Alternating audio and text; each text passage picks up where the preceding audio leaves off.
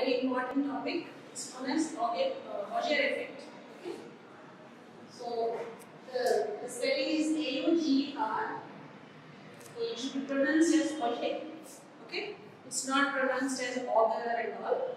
It should be pronounced as Auger. Okay? So I'll be talking about Auger Effect and Auger electrons and its uses, its applications in physics. So Auger Effect was first discovered by Louise Meitner in 1922. She is a very scientist, and Pierre Auger in 1923. Though she has done it before, we give credibility and credit to this effect by calling it as Auger Effect. So we are giving credit to Pierre Auger. So this man is a French man, and her name doesn't figure out. Actually, she also gave the theory prior to anything. So let us see what is Auger Effect. So this Auger Effect takes place whenever there is a vacancy created in the innermost shells of an atom. Innermost shells means, for example, let us say this is the atom. It's an atom with positive Z, mass number is atomic number is Z, and the charge on the nucleus is plus Z, and these are the shells, electronic shells. So this is a K shell, L shell, M shell, so on and so forth. As all of you know, so these are the ground states of all these of this atom. So let us say there is a vacancy created in the innermost shell of the atom. For example, let us say there is a vacancy in the K shell. Now, how do you create this vacancy? This vacancy can be created by bombarding the atom with a high energy electron beam, and the energy of the electron should be of the order of 2 to 28 electrons. So when the electrons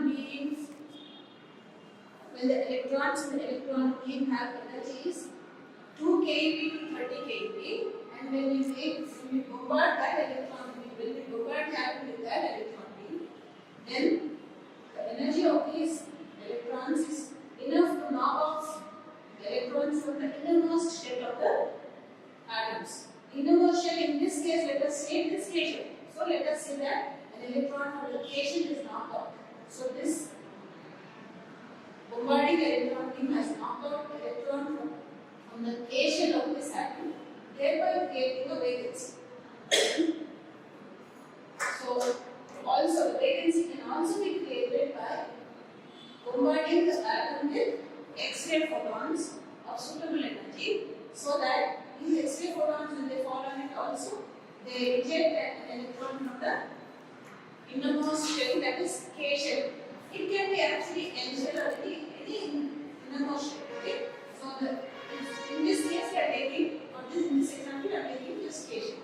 So this X-ray photon also can knock off an electron from the innermost K shell and create a vacancy. So once the vacancy is created by either the photon or by bombarding the atom with photons or high energy electron beam, let us see what happens to this vacancy. Now this vacancy, when it is there, that means the electron has left the electron, so this atom is in an ionized state. So it has a single positive ionization state. It is in a single positive ionization state, or it is singly ionized atom. Okay? It has a 1 plus positive charge on the atom. Now, since the atom is unstable in this state, what happens is electrons from the outer shells of the atom. What are the outer shells in this case? L shell, M shell, N shell, so on and so forth. So any of the electrons from the outer shell can make a transition and occupy this vacancy. Okay? So let us say that an electron from the L shell is leaving is coming and occupying the vacancy left in the K shell. So when this electron makes a transition from the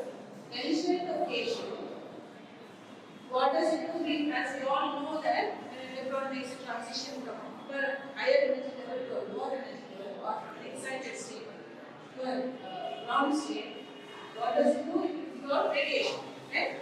So when this electron makes a transition to occupy the vacancy in the K shell, an X-ray photon is given out whose energy is equal to Ek minus El. What is Ek? Ek is the binding energy of the K shell electron. En is the binding energy of the L shell electron. So the energy of the photon given out to this particular transition, that is when the L shell electron goes and occupies the vacancy in the K shell, is given by minus L minus minus A, Ek. Okay? So it is nothing but Ek minus En. So this is the energy of the photon. So in this process, what do we get? What is coming out of the atom? X-ray photons of energy Ek minus El are coming out. Okay? So this is known as X-ray fluorescent X-ray radiation. Okay? Next. Now, let us look at figure B. Now, so this is what I have explained.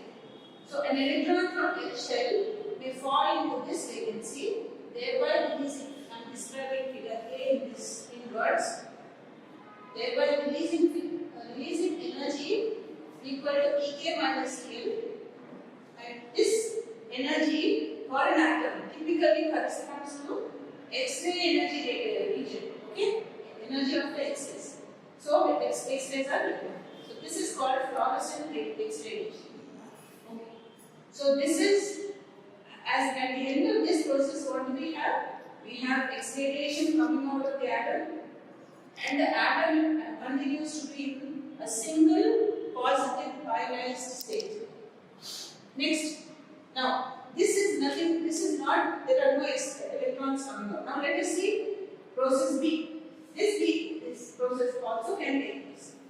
So in this process, an electron from the L shell may fall into the vacancy of in the K shell, but without giving out radiation. Okay, without giving out any energy in the form of radiation. But what will happen in this case? Electron will go and fall in the, will make a transition and go and occupy the vacancy in the K shell. At the same time, since the atom is unstable, an electron from the L shell and a second electron from the L shell is ejected out of the atom to stabilize the atom. Okay? So in this process, what is happening? No X-ray radiation is given out, but what is given out? An electron from the L shell itself is given out to make the atom stable. Okay, so this one is this electron which comes out will have energy equal to Ek minus El minus El. Why? Because the condition for this should be the energy of the kinetic energy of the electron which is coming out from the L shell will be equal to this, and it will be positive only when Ek minus El is greater than El, or El is less than Ek minus El. So this electron is known as the Auger electron. And this Auger electron, since it is originating from the L shell, it is known as L Auger electron. Okay? This is L Auger electron. So what is the energy? Now, what is this equation? I have explained to you. L Auger electron can be given out if and only if this condition is satisfied. What is the condition to be satisfied? The binding energy, so this one, the binding energy of Ek minus El should be greater than El, or the binding energy of the initial electron should be less than Ek minus El. Then only we have an Auger electron with positive binding energy. So this is the condition for Auger electron. So this is process B. So written in words. So an electron in process B, an electron from the L shell may fall into the vacancy of A created in the cation, but another electron means a second electron may be ejected from the main shell, thereby leaving the atom in a doubly ionized state. So now what happens? In this case, at the end of this whole thing, what do we have? We have a doubly ionized, a stable doubly ionized atom as a result we have a doubly ionized atom plus an Auger electron.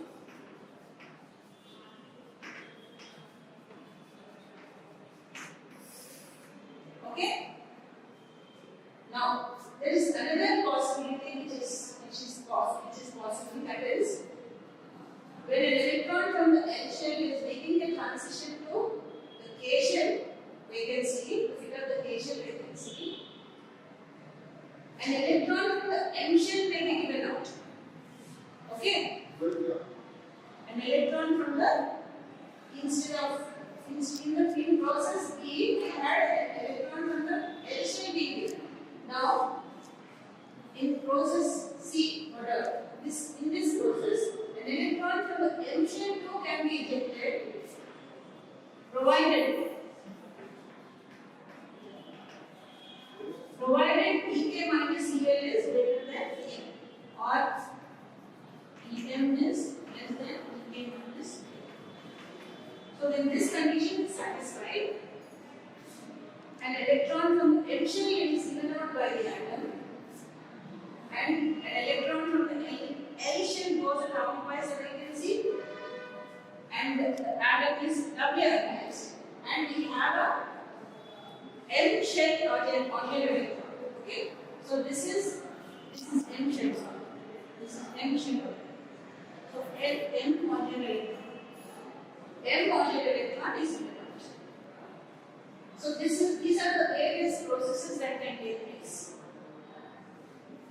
So in all these cases, what is the condition for Auger electrons to be produced? The condition for Auger electrons to be produced are: number one, the atom should have,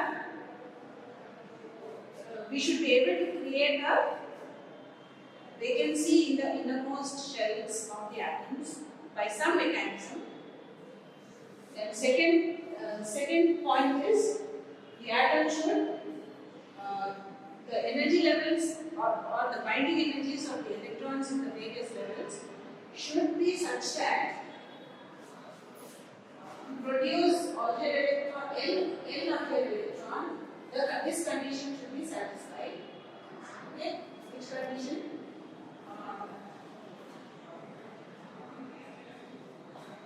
Ek minus El. Here, this condition should be satisfied to produce L shell Auger electron, and the other condition is, in order to produce M Auger electron, this condition should be satisfied. So these are the three conditions, and the most important condition is that an atom should have external shells and inner shells. So electron, we should take an atom which has at least 2 to 3 outer shells filled up with electrons and one inner shell apart from the inner shell. Okay, so we cannot observe Auger effect with hydrogen atom, for example, because hydrogen atom has only one electron in the K shell, that's it. So we cannot observe Auger effect in hydrogen atom. So these are the 4 conditions for the production of Auger electrons. Now these Auger electrons, this Auger effect is actually used in the experimental techniques, especially to study the surface impurities in these nanophysics experiments. Suppose I want a surface to be absolutely free of any impurities.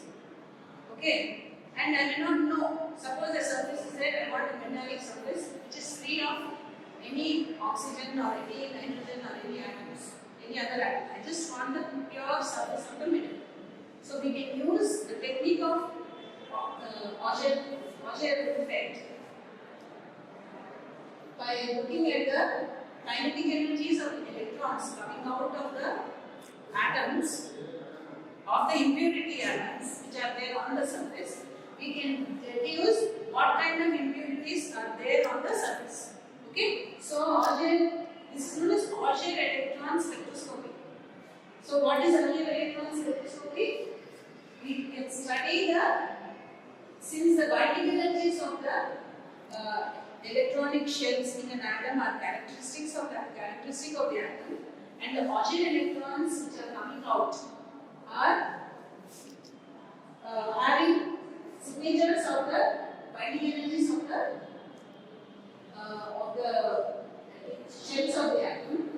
You see this connection. So suppose let's say I measure an Auger electron with value Pk minus Pn corresponding to silver. So we know the values of Pk for silver, we know the values of Pl for silver. So now this turns out to be the kinetic energy of the Auger electron, right? So by measuring the kinetic energy of the Auger electron and knowing that it is equal to Ek minus Pl, we can conclude what is the value of Ek and Pl, and we can conclude what is the atom. Okay? So the measuring the kinetic energy of the electrons gives you a signature of the atom from which those Auger electrons are produced. So this is known as Auger electron spectroscopy. So in Auger electron spectroscopy, what we do is we bombard the atoms which we want to study by high energy electrons and study the Auger electrons coming out of the atom as a result of Auger effect.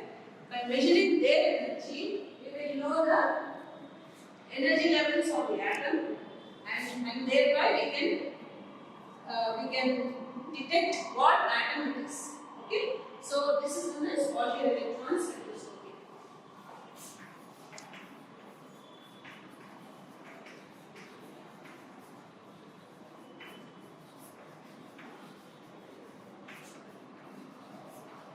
So this is what we do in Auger electron spectroscopy.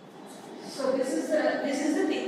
So Auger electron spectroscopy is used to study is basically used to study the surface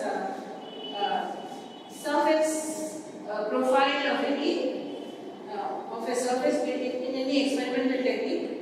When you want to do the surface profile, whether the surface you want to study the impurities of the surface, or whether you want to know the structure of the atoms present on the top layer of the surface, we will use Auger electron spectroscopy, and the limitation of this spectroscopy is we can study only up to 5 angstrom units thickness of the surface, because Auger electrons are produced by atoms within the surface of that much magnitude. Okay? So that's the limitation.